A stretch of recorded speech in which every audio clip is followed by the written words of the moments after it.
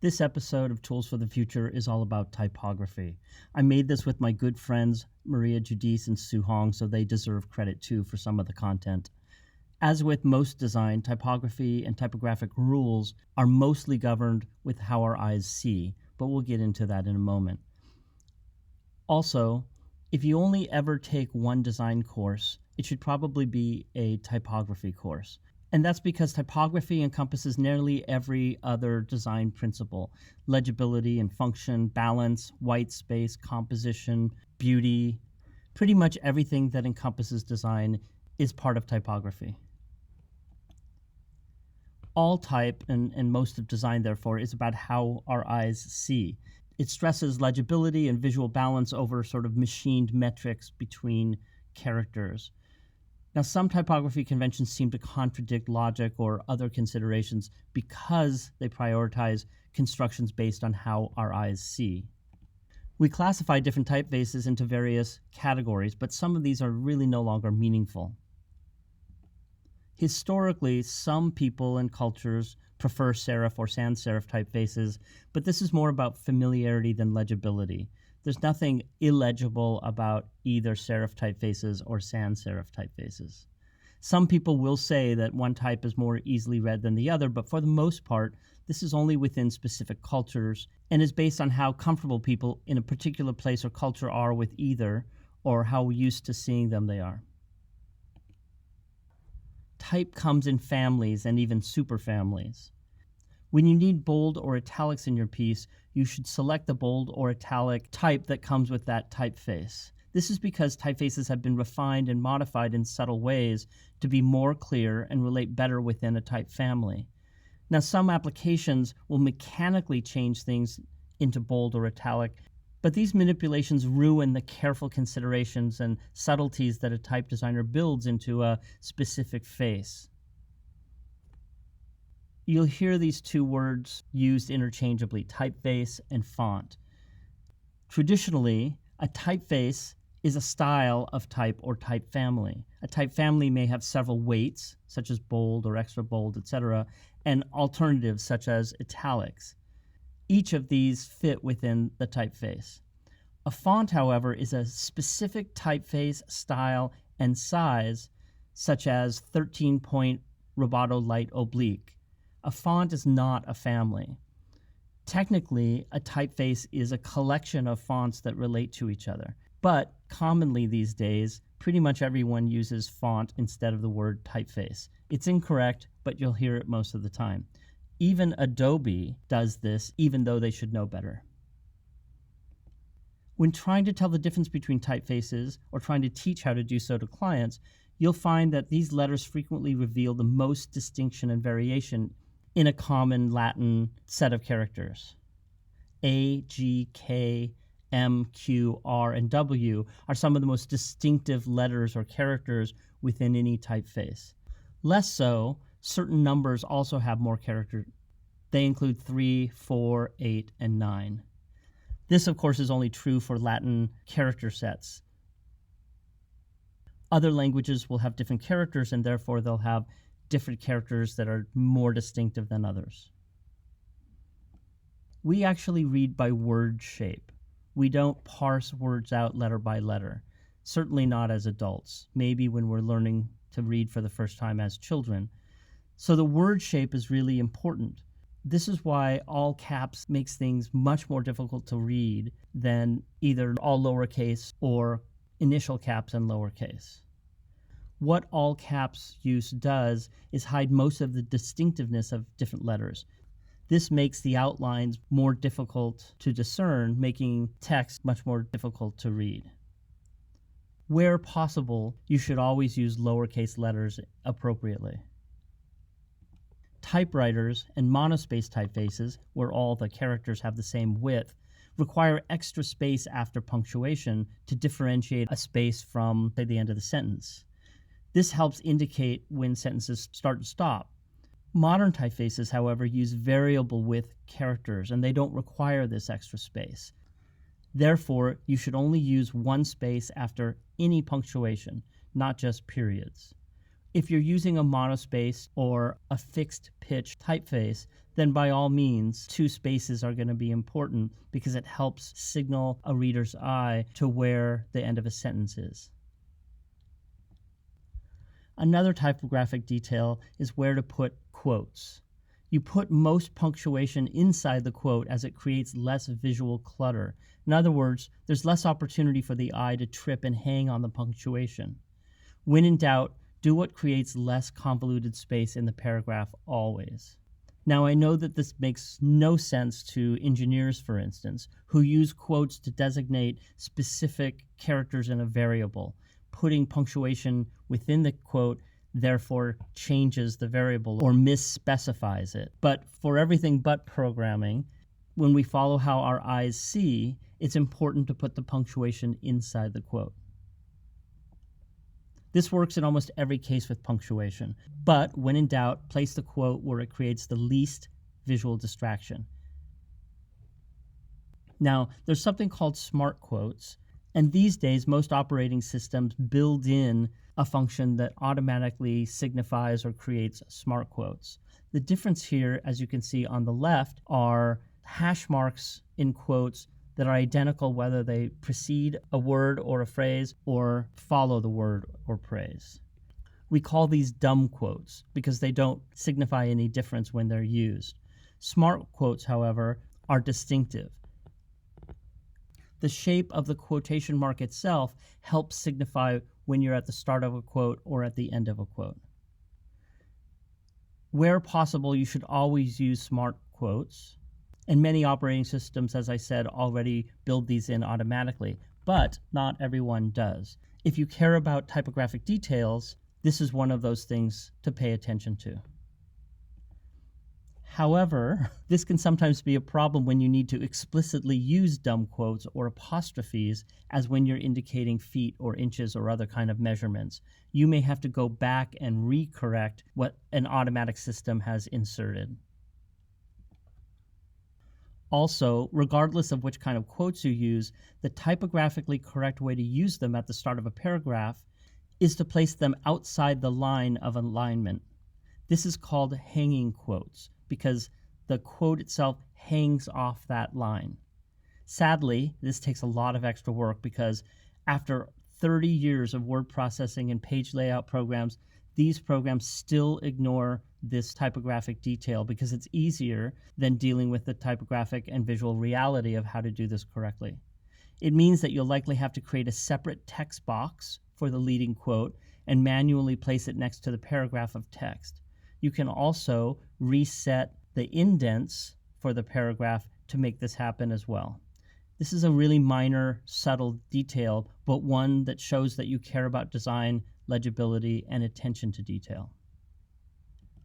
There are 2 kinds of spacing between letters. Kerning is the space between individual letters, usually in a single word. This is another one of those subtle typographic issues that makes a big difference to legibility, but is rarely an option outside of print design. However, you should be familiar with its methods and value, especially for logotypes, where all of the emphasis is on one or very few words. Tracking, however, is a measure of how much space is between letters and words consistently throughout entire paragraphs of text. Less tracking makes for denser text, while more tracking opens up the text consistently with more space, lightening it. This changes the visual weight of text throughout. There's no better or worse here. As long as the text is legible and appropriate for the use, what works for your reader's eye is fine. Now, kerning is especially important for logotypes. Also, it shifts and changes with typefaces, capitalization, etc. So even if you've kerned one application, let's say for a particular logotype, you may need to kern it in a different typeface or in a different kind of application. To kern effectively, consider the letters in groups of 3. They should look evenly spaced. Even if you have to move letters back and forth, some more than others. This is because the shapes of letters can be so wildly different, creating different kinds of white space before and after them. Combining multiple letters with different shapes makes even more challenging white spaces. If you need to squint a bit, to let the letters recede in order to see the white space more prominently. Here's an example. Letters with consistently vertical shapes create very little variation and usually don't need much kerning, if any. To kern effectively, consider the letters in groups of 3. They should look evenly spaced, even if you have to move them around. But letters with distinctive shapes along the vertical axis between letters can be really challenging. Notice the differences in white space between these two different words. One on top has very little difference, requiring very little kerning, while the one below has a lot of difference due to the shape of the letters, which is going to require a lot more kerning. It's usually best to start with the widest or oddest letters, in this case like the W or the F. Often the entire word will be wider than without kerning, but that's fine. No two letters should look closer together than any other two. This is why we look at them in groups of 3. This evenness will be better balanced and prevent the eye from snagging at any point. Now that you know this, unfortunately, you'll start seeing poorly kerned letters and logotypes everywhere in the world. It may drive you crazy when you do. You're welcome. Leading is the term for the amount of space between two lines of text in a paragraph vertically. It comes from the lead spacers that were once used in printing presses to make these adjustments. The default leading that type is set to is usually fine, and it differs between different typefaces. However, you get different effects by increasing or decreasing it. Leading is similar to tracking in that it creates a denser or alternatively lighter visual weight to a paragraph of text. Opening it up or adding space can add in legibility by making it easier to start the next line from the end of the line before it. Reducing leading can make text feel cramped and cluttered, but it may be used in very specific circumstances for creative effects. However, there is a relationship between how tight the leading is and how long the line is. Typography is really about legibility and how the eye sees. When you really care about design, attention to proper typography can tell a lot about your skills and care. Your decisions as a designer make significant changes in your reader's ability to read and how hard they must work to do so. For example, long lines of text with less leading makes it more difficult for readers to continue from one line to the next without interruption or having to search around for the start of the next line. We see this in wide pages of text where designers or others try to fill an entire screen with as much text as possible. This is especially true in websites where any particular user may have the width of their website browser set much differently from another user. If text just flows as wide as the browser allows, very often the text will become difficult to read because the line lengths become too long for the amount of leading. If it's truly necessary to have long line weights in comparison to the size of the type, then adding leading makes the text easier to read. However, this means that less text will be visible in the same amount of space.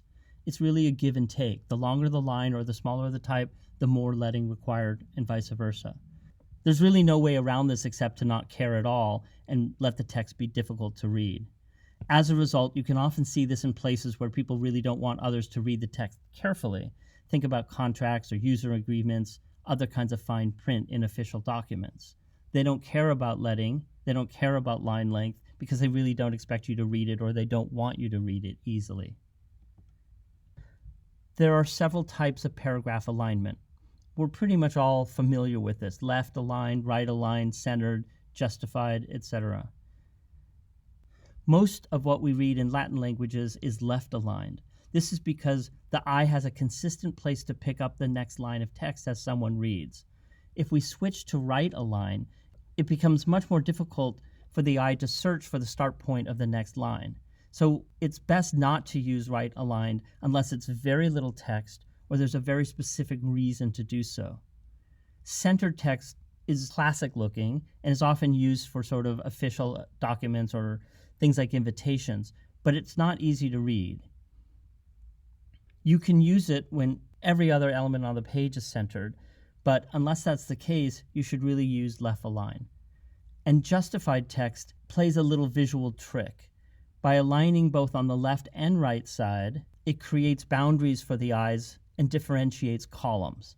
This is fine at a macro level, but when we get back to reading, it creates a problem. Yes, it's easy for the eye to pick up the start of the next line, like on left align, but if you notice, even in the little paragraph that's here, there's all these varying white spaces between words now in the paragraph. Those white spaces now create another way to snag our eye as we read.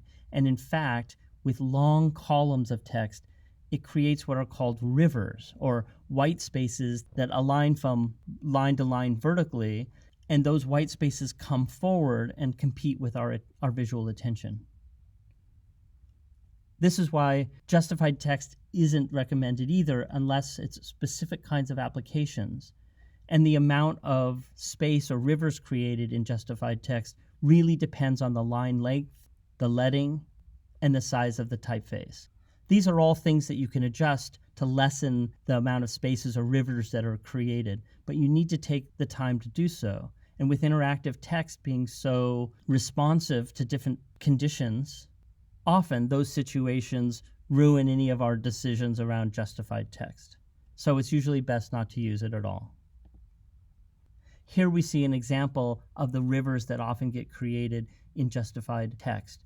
The line lengths here are actually fairly long, so the rivers aren't as bad as they would be otherwise. Certainly not as bad as you usually see in newspapers, for example. But if you squint your eyes, you'll start to see the alignment of those spaces between words create vertical shapes that move up and down in the paragraph, and that's not a good thing.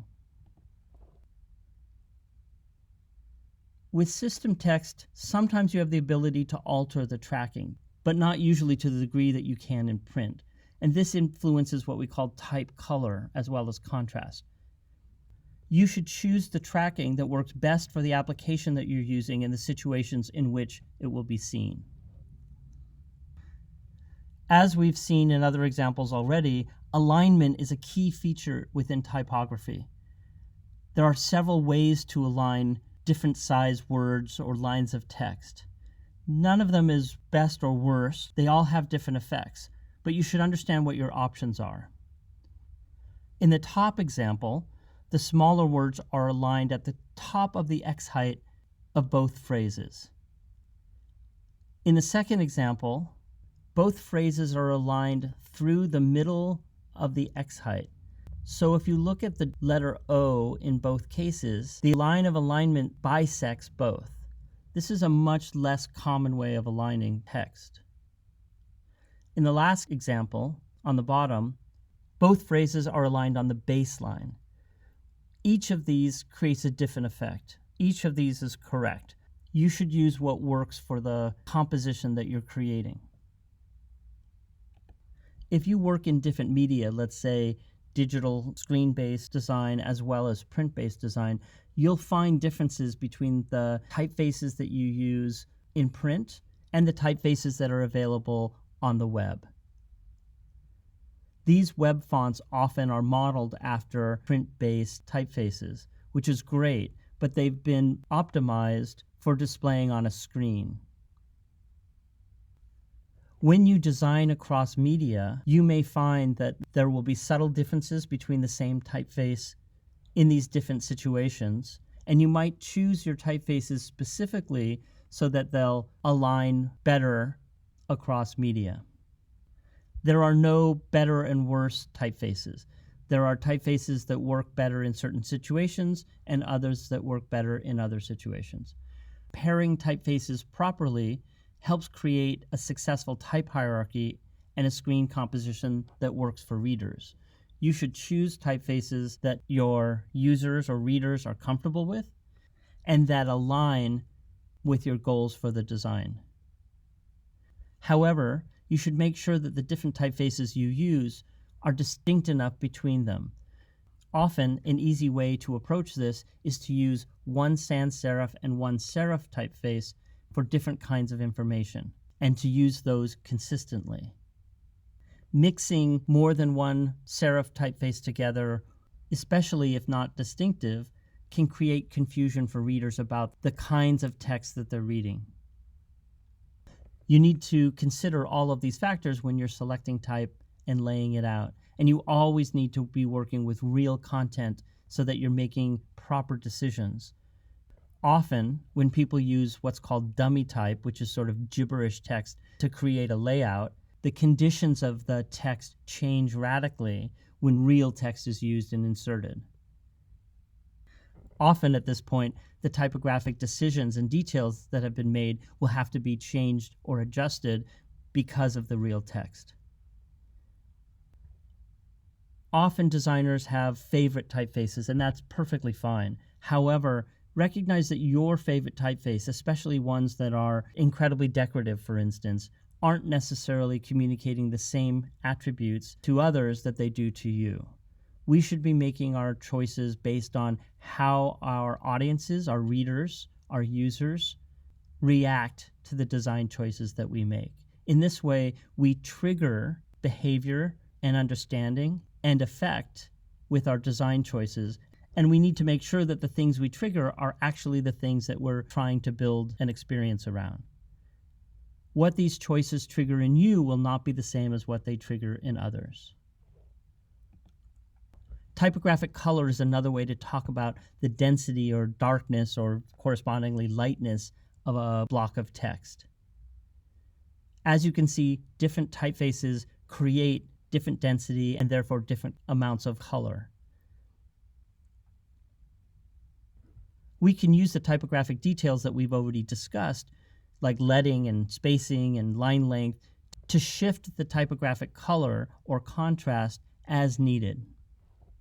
We should also make these typographic choices carefully, considering not only the content itself, but the context in which it's being used. Does it need to be immediately understood? Are users going to take their time with it? Is it communicating urgency? Will that typeface even render correctly on a specific device or in a specific setting?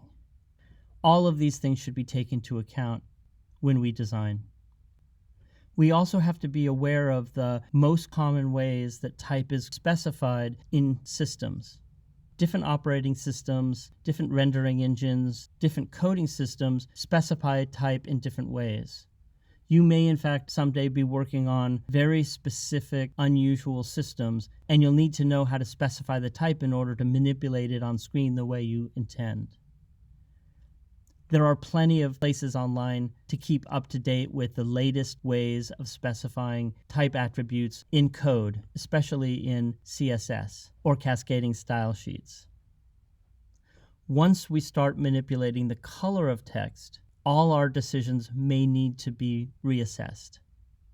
This is because color and contrast will change the typographic weight, the legibility, and the contrast in the typographic composition that we've created.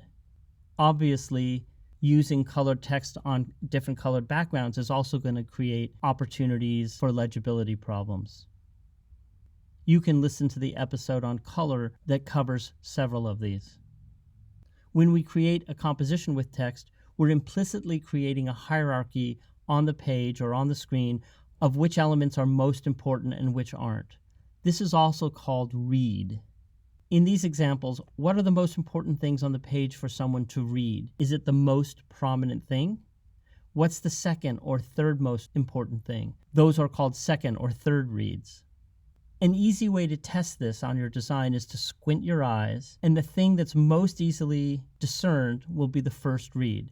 It may not always be the biggest thing on the page. It may also not be at the top of the page. What we as designers need to do is make sure that the most important things are the easiest to read. So by adjusting our typographic specifications, we can choose what's going to be first read, what's going to be second read, what's going to be third, and so on. Once we're talking about specific applications, we have other kinds of considerations, especially if we expect the same materials on the page or on the screen to gracefully shift between different settings. In this case, we have a web page that moves to a tablet, that moves to a phone screen, and at each point, the conditions of the screen, specifically the size, are very different. We as designers have to design for all of these applications if we care about the work that we're doing when it appears under these different conditions. The episode on grids and composition specifically addresses some of these issues. But recognize, as we make typographic decisions, they have to be appropriate for the different applications those materials will be seen on. Typographic personality is one of the places that we as designers have a lot of leeway and we can play with. However, again, it's not about our favorites as designers. It's about which choices that we make and what effects they will have for our users or our readers. Once we open up the question of typographic personality, the options are endless. The same typefaces used in different compositions by different designers can look radically different and have an incredibly different effect for people. Here are 3 pieces by a famous designer named Paula Scher. Here are different spreads from 2 print-based magazines. On the left, Raygun, which was known for breaking all the typographic rules, and one on the right, Wired, who also broke rules but in a much more structured way. Even if the designers of these 2 different examples chose the same typefaces, their use of them would be completely different and have different effects. That's the power you have as a designer. In these 2 examples, again, 2 different print magazines, there's very different effects caused by the different uses of type. On the left, Spy magazine is sort of chaotic, and if you squint your eyes, what you expect to be the first, second, and third read may be very different. On the right, Colors magazine, which is much more simple and classic, really emphasizes first, second, and third read. While there are no excuses for some type capabilities with online systems, there are still plenty of things that just can't be done automatically across different devices, operating systems, sizes, and types of screen, etc. This may drive you crazy if you're a typographer or a graphic designer, especially if you're most familiar or experienced with print design. But it's really the reality of these media. There was a time on the web, for instance, where we didn't have control of color, we had no control over typefaces, we barely had control of typography in any way. Things have advanced a great deal, but there are still limitations. So you have to understand the limitations of the systems you're designing for and either find novel ways of getting around them or resign yourself to those limitations. Some things to keep in mind while you're designing is that proper typographic knowledge or typographic grammar is essential to a professional designer. It can make the difference between ho-hum design and design that feels right or delights and serves the user in the best and smartest way. There's a few things you should always keep in mind when you're designing type, regardless of the medium. Likewise, there are some things that you should never do. Of course, there's always exceptions. You can go back and look at Raygun, but most of us don't design under the conditions that Raygun was designing. At the very least, if you're going to break the rules, you should know the rules before you do so. Lastly, here are some resources that I find consistently useful for typography. Thank you.